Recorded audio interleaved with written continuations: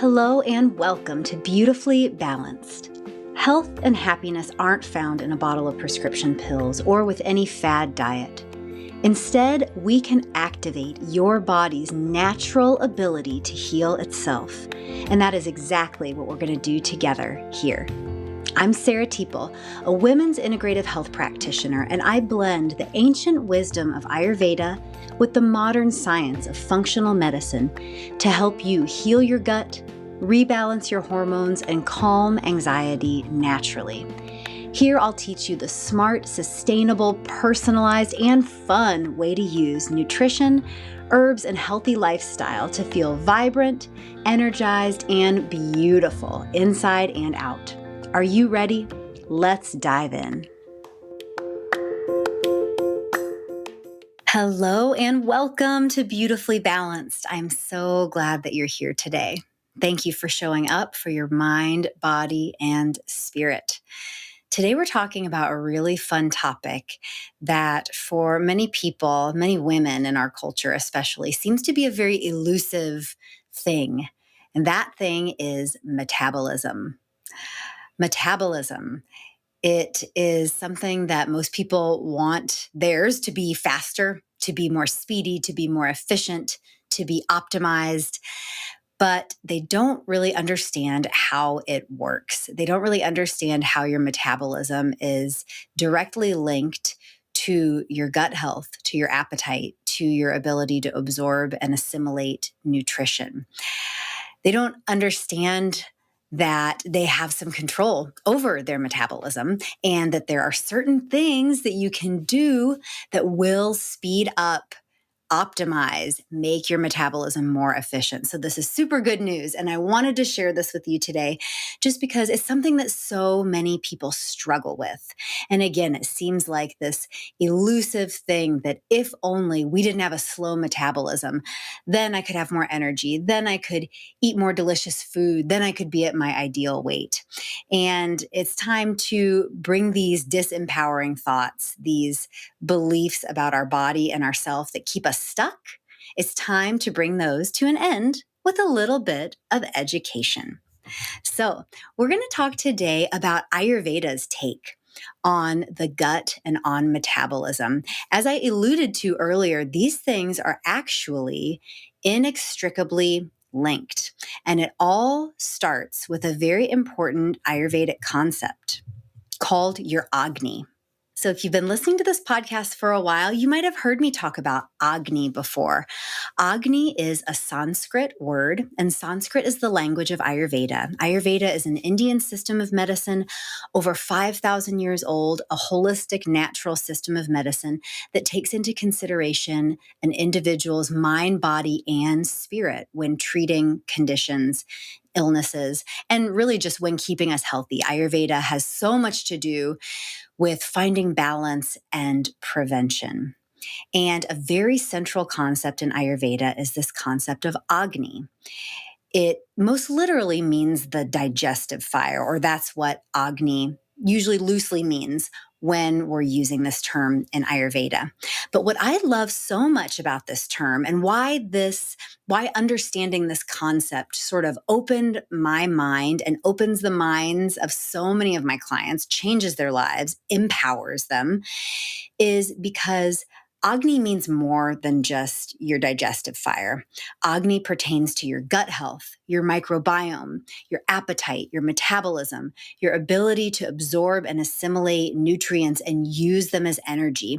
So already we're talking in these bigger, more dynamic concepts. And this is one of the big differences between Ayurveda and Western medicine. In Ayurveda, everything is connected: mind, body, and spirit, microbiome, appetite, metabolism, using your food as energy. We're not so compartmentalized as we are in Western medicine. And in Western medicine, this compartmentalization is beneficial in some ways. You know, if you have an issue with your foot and you go see a podiatrist, they might really be able to help you with that broken bone in your foot. But if you have more of a systemic issue, or, if you've got a chronic illness, which involves so many different bodily bodily systems, we really need to look at your body as an ecosystem. We need to look at you as an entire organism. And I'll get off my Ayurvedic soapbox in just a moment, but I feel like this theme and this philosophy is so very important. So your Agni, let's get to know your Agni a little bit better. When your Agni is strong, all is well in all of your bodily systems. And one very important thing about your Agni is that your Agni works on a schedule. So in Ayurveda, the natural system of medicine, we as human beings are natural creatures because we come from the earth, because we come from this great, big, beautiful universe that are part of the natural world. We are also part of the natural world. And like the natural world, our bodies operate in rhythm. Our bodies go through cycles. Just like the seasons of the year, just like the earth turns on its axis, our body has rhythms and cycles too. And if we want our body to function well, if we want to feel good, if we want to have energy, if we want to sleep well, if we want to be able to do all these things that should come naturally to us as humans, being creatures of the natural world, we have to get back more closely to a natural way of living, get back more closely to a more rhythmic, cyclical way of living. And so that has a lot to do with building healthy rituals, rhythms, routines. So let's talk a little bit about your Agni or your metabolism. So your Agni is a little bit slow to get started upon waking. It peaks, as in the digestive fire is the strongest. It really peaks between about 10 a.m. and 2 p.m. during your most active part of the day. Your metabolisms kick in the most when you're kicking the most, right? When you're most energetic and doing a lot of things during your day. Your metabolism, your Agni, then dwindles a little in the evenings, and it's very slow overnight. It needs to rest and rejuvenate while your body heals and cleanses during deep sleep. When you think about your Agni, your digestive fire, your metabolism, I want you to visualize it. Visualize it as a campfire. And with any campfire, you know that it's something that you have to tend, right? You don't just build a fire, put all the firewood on it at once, then, walk away for 24 hours and think it's going to be still burning brightly. Now, I know that's kind of a bad metaphor because obviously you don't want to walk away from your campfire because of, forest fire risks. But stay with me for this metaphor because it's going to make sense. We're going to apply it to your metabolism and some behaviors that you can incorporate to basically tend the fire of your Agni, to be the steward, the caretaker of your Agni so that you can make it more efficient. You can make it burn more brightly, aka make your metabolism speed up a little bit, make your digestion more smooth, make things just feel like they're moving along in a good, healthy way. So you want to tend your campfire. So you have to add on firewood regularly. And it's kind of a Goldilocks and the Three Bears situation, right? It's like a not too much, not too little, just right. And that not too much, not too little, just right could almost be likened to our portion sizes, our portion of firewood we put on our campfire, or our portions of food that we put on our Agni. If we overeat or basically eat more than our stomach can churn and contain and handle, it's going to really slow everything down. It's like putting way too much firewood at once on your campfire, and the fire can't catch, right? Not enough air and oxygen are getting to the fire in order for that fire to keep burning brightly.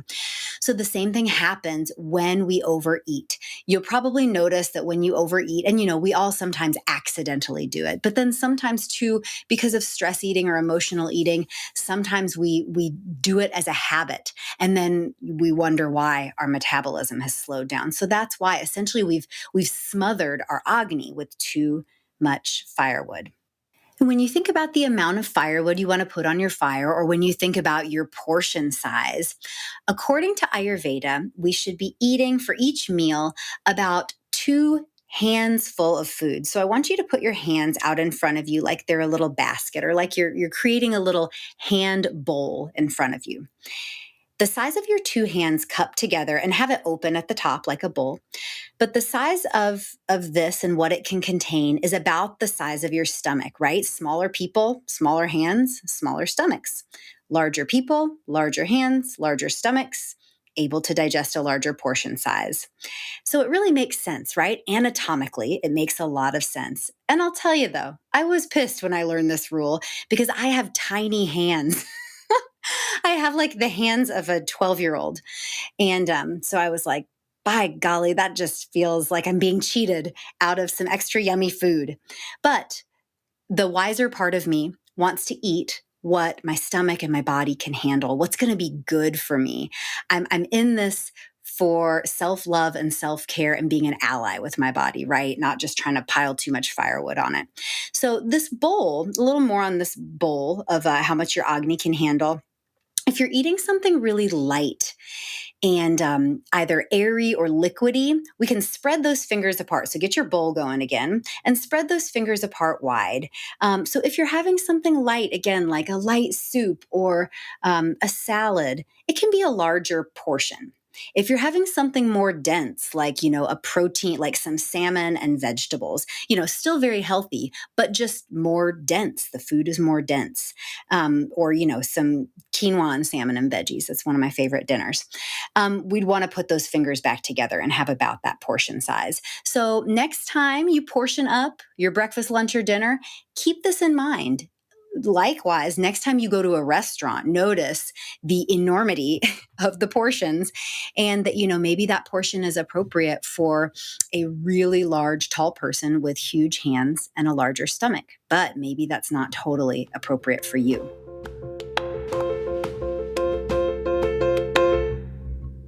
The next thing that's so important about Agni is the timing. So it's not just how much firewood you're putting on your fire, but it's the timing. Are we doing it with a rhythm? So as we said before, our body really works in rhythm. Yet so many of us feel so out of touch with our bodies, right? And we feel out of touch with nature too, where we came from. So we just have this culture and this toxic diet culture kind of rooted in being disconnected with our body. So I want to teach you about your own natural rhythm today, your own metabolic rhythm, so you can reclaim it. You can use it to work with your body instead of against your body. And again, this is all about self-love, about connection with your body, and about a more empowered way to live for your best quality of life and your longevity. So it's all about rhythm. Your metabolism works on a schedule. It's almost like a clock that has to be set and maintained. Just like our firewood metaphor, our Agni campfire metaphor, your metabolism is kind of like a clock that you have to wind. You have to set it, and then it has to be maintained. And we're going to talk a little bit about some metabolic mistakes a lot of you are making. I was too, and some simple fixes. So regularity is so important. Kind of like a baby or toddler, your gut and your metabolism likes regularity and predictability. So regular meal times, regular eating times, and preferably meals over snacks, but regular meal times equal a regular appetite, regular bowel movements, regular optimal metabolism, and even regular, more even energy and moods. So you see this theme: regularity begets regularity. And it sounds so obvious when I just say it so simply, right? Yet so many of us and so many of my clients come to me and they have no eating schedule. They're munching, snacking, maybe kind of intermittent fasting, not having breakfast and eating this big dinner. And they're saying, like, why am I not having regular bowel movements? But they have no regularity of their eating schedule. So it's very now obvious why they're not having regular bowel movements and what the solution is. So I'm going to guide you through how to make this work in your real life very soon. And we'll start just with rule number 1, 3 meals a day around the same times daily. So ideal meal times might be breakfast between 7 and 9 a.m., lunch between 11 and 2 when that digestive fire is the strongest, and dinner earlier and lighter, preferably finished by 7. This is going to create a good, healthy, rhythmic, predictable rhythm for your metabolism. So, where we go wrong, the most frequent problem I see with my clients all the time is this irregularity. So, like we talked about, regularity begetting regularity, which is a great thing. We all want those regular, healthy, full, satisfying bowel movements, right? We all want this regular, even, great energy throughout the day. But conversely, irregularity begets irregularity. So, irregular meal times, irregular eating times equal irregular appetite, irregular bowel movements. They're probably not, full and healthy and complete. Unpredictable or slow metabolism and mood and energy fluctuations. Not what we want, right? So there's some common harmful patterns that I see clients, just these behaviors that I see them doing in their day that are not helping. So the first problem, common harmful pattern number 1, is not eating breakfast. The result of this is that you never kickstart your metabolism that day. And the result of that is that your metabolism is slower and lower that day. Common harmful pattern number 2, and this is kind of an extension of pattern 1, the not eating breakfast. Many of my clients, because they've heard of all these benefits of intermittent fasting, but they're doing it not quite correctly for their body type, especially for a woman's body. They're intermittently fasting by just having coffee. So no breakfast, just coffee, maybe another coffee again around 10 or 11, maybe coffee and a little snack around lunchtime. So the result of this is tension and essentially arrhythmia in the digestive tract. So coffee is a stimulant. It causes tension in your digestive tract. It causes tension in your gut. It hinders the rhythmic movement of your stomach churning that needs to happen for you to digest food well. And it also affects your rate of intestinal peristalsis. That's sort of the rhythmic squeezing motion of the intestines that guide food through the small and then large intestine and then create a nice healthy bowel movement. So coffee, I want you to, if you're not driving, take your fists and open and close them really quickly, like in this sort of just tense, spastic way. So that is what coffee is doing to your intestinal peristalsis and to your stomach, causing this very tense, arrhythmic, more kind of spastic movement. Our digestive system doesn't like that. Our digestive system likes smooth ease. It doesn't want this artificial stimulation. So especially if you have constipation, coffee can actually be really drying to your digestive tract, which can worsen your constipation. We think of it as like, oh, it's going to be a laxative, it's coffee. But often it can dry out your intestinal tract, worsening constipation. Conversely, if you're not constipated, but you have more like the loose, urgent poops, this would be more a pitta digestive style in Ayurveda, or if you have IBS type symptoms. The coffee is acidic. It can worsen inflammation in your small intestine and large intestine. And again, that stimulant movement is going to worsen those urgent stools, right? Stimulate, ooh, urgency. I'm kind of making the like, oh, I have to poop right now face. We all know what that feels like. And it's not what we want on a daily basis. So, common pattern number 3, moving on, but it's kind of still building on this picture that we're creating of this arrhythmia, this lack of rhythm in your daily schedule, or lack of a healthy rhythm, I should say. Common harmful pattern number 3 is snacking in place of lunch. You're too busy to sit down and eat lunch. You're just a busy bee. You're working. You're part of this, Western culture that is just go, go, go. Do, accomplish more. But the result is when you don't eat lunch that you deprive your Agni when it's at its peak.